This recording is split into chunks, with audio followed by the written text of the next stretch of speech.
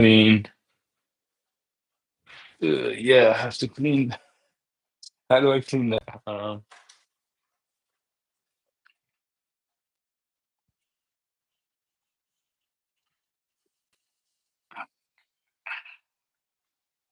we go.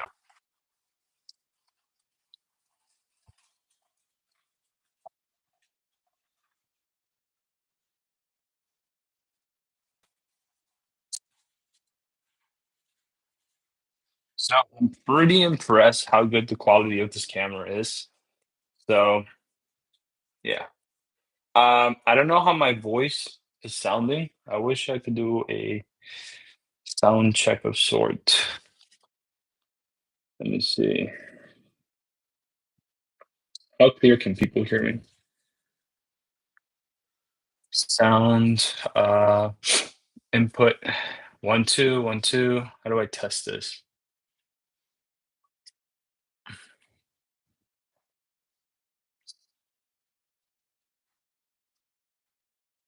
Oh, that's too much.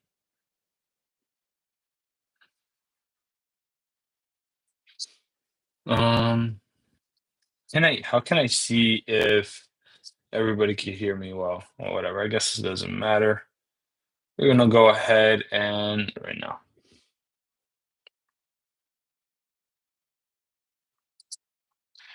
off to this side, I'm going to put something that I could watch.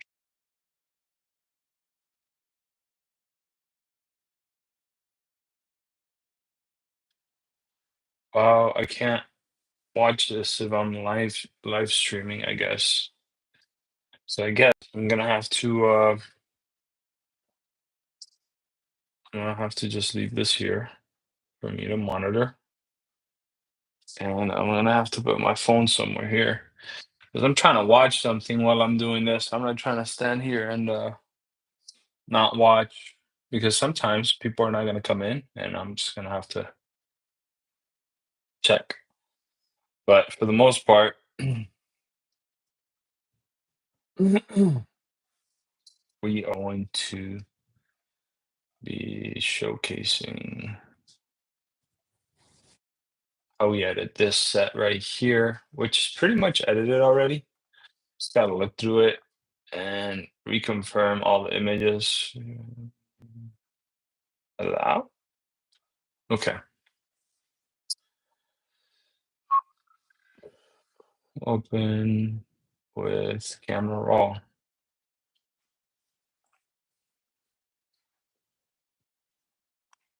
Oh, I went to the wrong side. Here it is, boys. All right, so we shot this on the iPhone. We just wanted to have an extra video. Nowadays, like creating content in general, it should be um, so easy for anybody to do because it really just takes the phone that you have in your pocket more than anything, and you could really create a lot of good work. This is passable, at least to build some sort of portfolio where somebody gives you a chance. Um, this is very, very useful to build like a base portfolio. You could sell this very easy. You just got to get those skills of being able to just go in there and be like, yeah, I could do this. And kind of lie on the resume for the first part and, invest into equipment, stuff like that later on if you really want to. Obviously, like one of the things you do want to have before you want to start selling yourself is a camera because the client's not going to really take anybody serious off rip with an iPhone. Unfortunately, this is just the world we live in.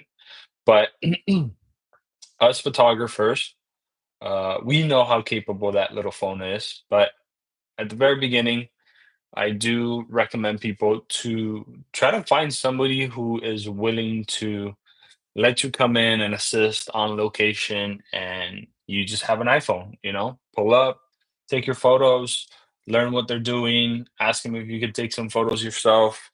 And then over time, you're going to go ahead and be able to learn uh, from the basically from the angles that they shoot, you'll be able to learn, and then you'll go ahead and start developing what I call that your eye, your photographer eye.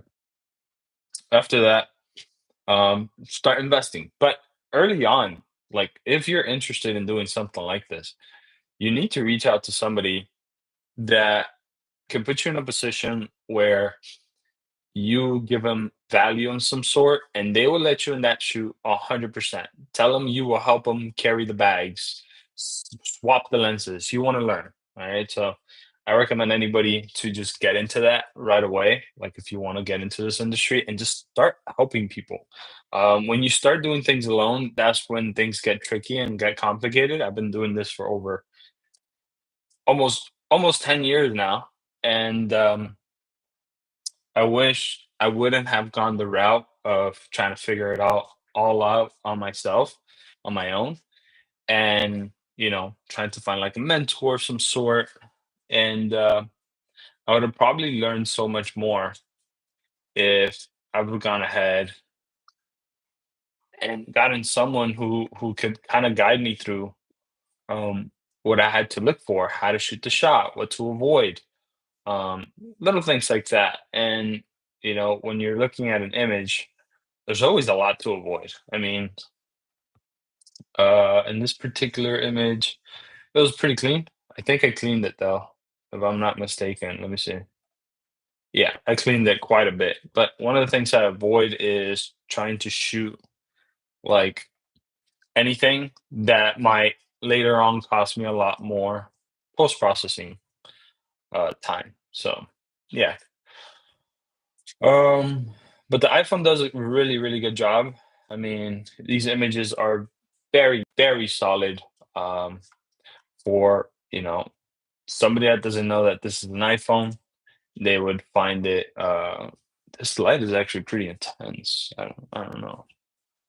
Can't really.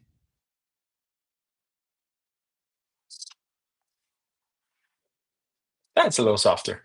Um, but anyways, yeah, just get with somebody who is willing to help you um get better, and over time you will get better. Um and a lot of photographers need help. I think people don't understand um that you really can go out there and ask somebody to like just help them out, and those who will say no, that's okay, keep looking. There's going to be some that welcome the help, they need the help because they want to grow. Those who say no, I think it's out of like a weird feeling that somebody's going to take their job. And I've had that feeling before, but in all honesty, if somebody is a true professional, they need the help. They always need the help. And they'll put you to learn things that you probably never thought you're going to need to learn, like the systems in place to be consistent, the way to offload even like just categorize images or be yeah. How can I get a different thumbnail on that thing? Let's do something interesting. Something that looks like, there we go. This looks photography like. So we're gonna screenshot this. How do we do that? Okay, boom. And we're gonna go ahead and make this our thumbnail. That's because nobody is pulling up into my stream. And the thing that we want to do here is we want to learn. I mean, we want to teach people, and I also want to learn how to do all this streaming stuff. To see how I could do it better. Oh, geez, this thing just keeps doing some weird stuff. Perfect, dude. Just chill. Hide. Awesome. Um, okay. How can we change the thumbnail? Edit. Customize. Uh-huh. Uh-huh. Trailer. Let me see. Cancel.